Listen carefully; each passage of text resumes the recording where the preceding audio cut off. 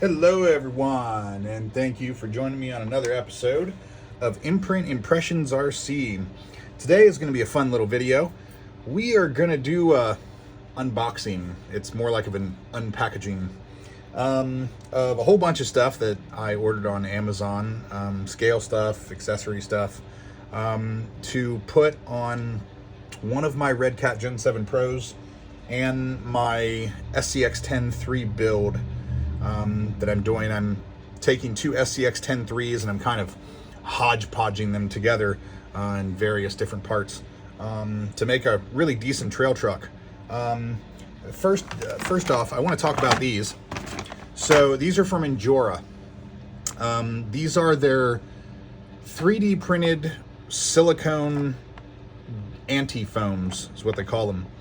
So I installed these in my SCX-10 III, which I took out trailing today, and I will have the trailing vid uploaded hopefully within the next week after I get done on the editing studio.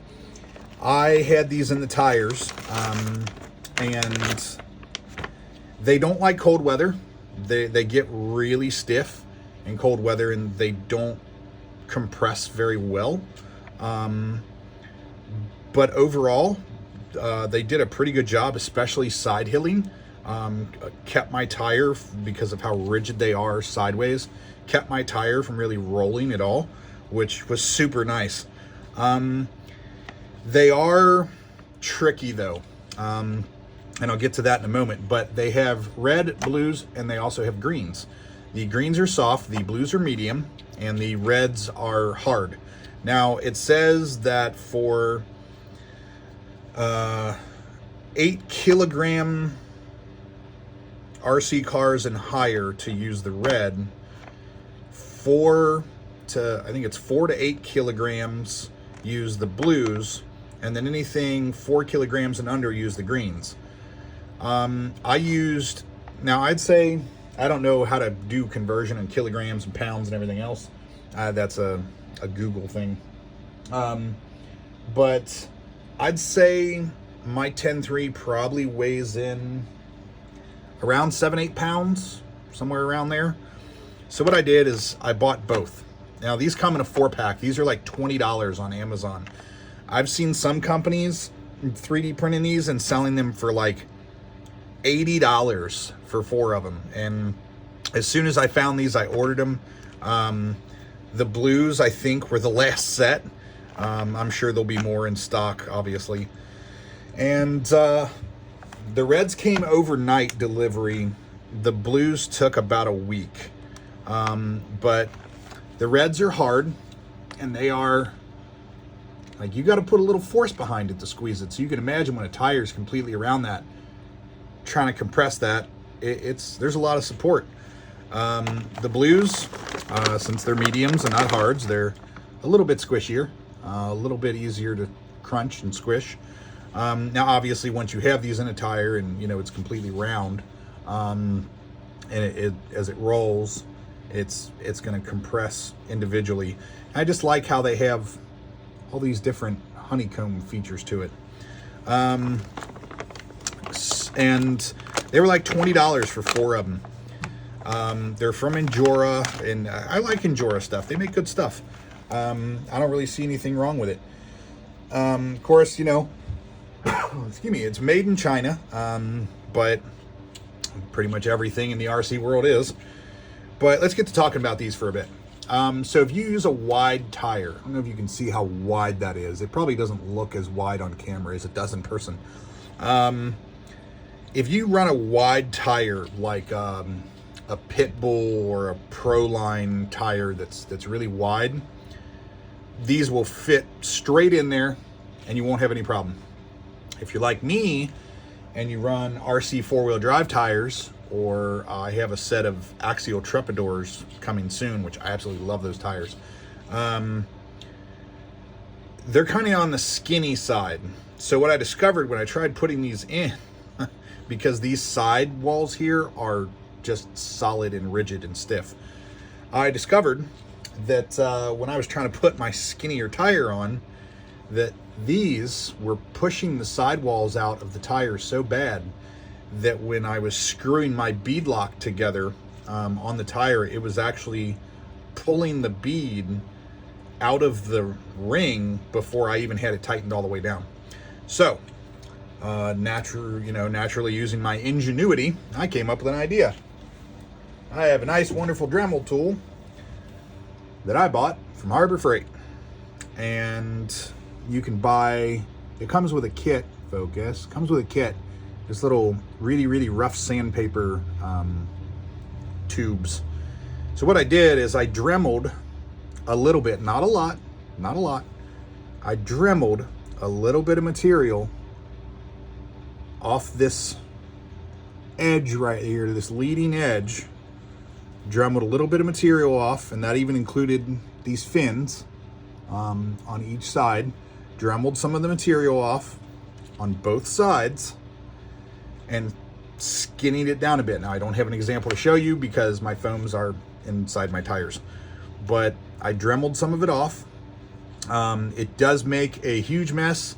I still have the shredded silicone all over the place, but Dremeled some of that off on both sides, and it managed to, I had to keep testing it over and over again, but finally managed to get it perfect to how much material I knew I had to take off the sides to get it to fit. Now, again, if you run really fat tires, like Proline Swampers, or I think Pitbull Rock Beasts are really wide tires, you won't have an issue with that.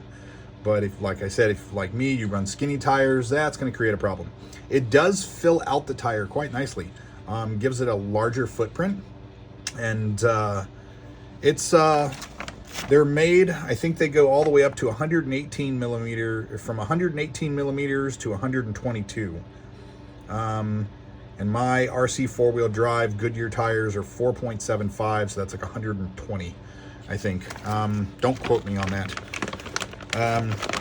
So yeah, we have those. The greens are the soft, blues are the medium, reds are the hard. I have reds in the back and blues in the front. So this way, when I start going uphill, it keeps my rear tires from compressing too much and flipping me over. Moving on to the next bag of goodies. I have a Amazon order addiction. We have a whole bunch of stuff, and I'm just gonna dump the bag out. Yay. Make sure there's nothing in there. All right, so first up, I have kind of opened some of this to look to see what it was. We have some lights from Injora, and they always give you these neat little stickers that wind up going in the garbage. But I am not sponsored by any of these products, by the way. These are just products that I use. Some RC Bright LED RC lights. So we have rectangular ones, and then we have smaller square ones, if you can see there. I already have a set of the small square ones on my 10.3 on the front bumper, which I have to do some maneuvering around. They're actually pretty waterproof, and they're actually really nice lights. They're fairly bright. I actually tested them inside my shed just to see how bright they would get with the light off, and they really are. They're super bright. So we have that. We have a two-way switch. It's an 8 amp, but I only run my BEC at 6 amps for certain servo reasons. But it's a two-way switch for my lights. Now I'll probably have to change some of the connectors on here to the black JSTs. Because unfortunately, most of my lights don't run these little red ones. Now this is open down here. So I was talking about in my waterproof video. Probably want to take some waterproof silicone, window silicone, and pack that in there and let it dry so no water gets up in there, because it will destroy that board. Next up, we have a steering servo from Roy Ayus. I don't know, I can't pronounce it. Amazon. I run it at 6 volts, but it will go up to 8.4. It's a digital servo. It says waterproof. Little waterproof symbol right there. I don't trust that, so I'm probably going to take it apart and pull the board out, conformal coat it, put a little touch of marine grease on the gears, and then probably rub some silicone around the whole casing on the edges here. It also comes with an aluminum servo horn. Focus, this is a 25 tooth. I have one already in my 10.3, and I would say it's a pretty strong little servo. I think I paid like 20 some bucks for this. It's 35 kilograms per centimeter, which comes out to somewhere over 2,000 inch ounces, or 2,000 ounces per inch, or inch per ounces of torque. I can't remember conversions, but it's super powerful. I like it. Next up, we have a scale shovel to go on your scale winch hook, to dig you out of those sticky situations. Next, we have another Injora product, 100mm shocks for my 10.3. I like Injora. They make good stuff. Comes with an extra set of springs that I believe are the soft ones. Yeah, soft ones. And then it's got the medium ones already on it. And they're fully adjustable by the ring at the top. You can tune it all the way down, make it stiffer. These are dual rate springs. So you have a collar here, spring here, spring here. So you could put a stiffer spring up top and a softer spring on the bottom, or vice versa, however you wanted to run it and customize your suspension.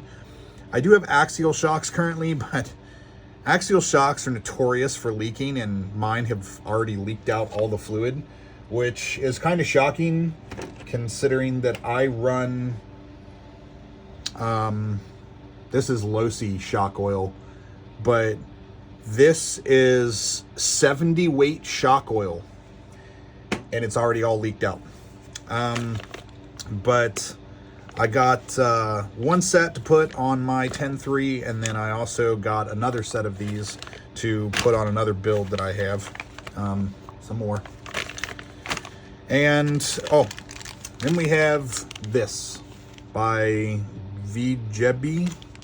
Another thing on Amazon. This is a 3-way switch for a winch controller. It's basically a wired winch controller. Again, silicone down inside there to waterproof it. But since I run a servo winch, I'm probably going to have to change from the red JST to the black JST. Because I don't use a scale winch on my 10.3. I run a servo winch because I like them. And next, from RC All-Wheel Drive, they make good products too. They make a lot of aluminum hop-ups, and you know, they even give you stickers as well. This is for the my fiance's Red Cat Gen 7 Pro. I'm going to do some aluminum upgrades on that. I also have some hardened steel transmission gears ordered for it that should be here in a couple days. And basically the Gen 7 Pro shares the same style as the original SCX-10. The axles housings are basically the same. Transmissions are basically identical. So the aluminum hop-up parts obviously are pretty much identical. So I have here knuckles, C-hubs, and lockers for the rear axle. Or lockouts, sorry. So I'll be putting those on at a later date. And that's servo stuff that I don't use. And I have some scale winch hooks. I do like these because there's this little trigger, focus, this little trigger on the back side of here that pulls that clasp open and close it. Makes it a lot easier to get a hold of when you don't have long nails and whatnot. And I like the wide mouth opening of the hook. These are by La Fina. Another thing ordered from Amazon. And if there's any questions you have on specific products, just leave it in the comments. And I can always comment on your comment and leave you with a link on all this stuff. And another product from Injora, super cool. I used to make my own scale servo winch, or my own servo winches. And honestly, I'd pay 30 bucks for a strong servo, and then I'd have to pull the stop pin out of it and I'd have to modify it to be able to make it into a 360-degree servo to be able to use as a winch. And by the time I got done with it, you know, I was looking at, I don't know, $50 invested in this. Well, Injora has answered our prayers. There's lots of companies out there that make servo winches. I'm not saying that one brand is better than the other. I just like these. They're reliable. Haven't had one break on me. And it'll probably deadlift about 30, 40 pounds. This is a 35 kilogram one. It's digital. It goes up to 6 volts, unlike the 8.4 that this digital goes up to.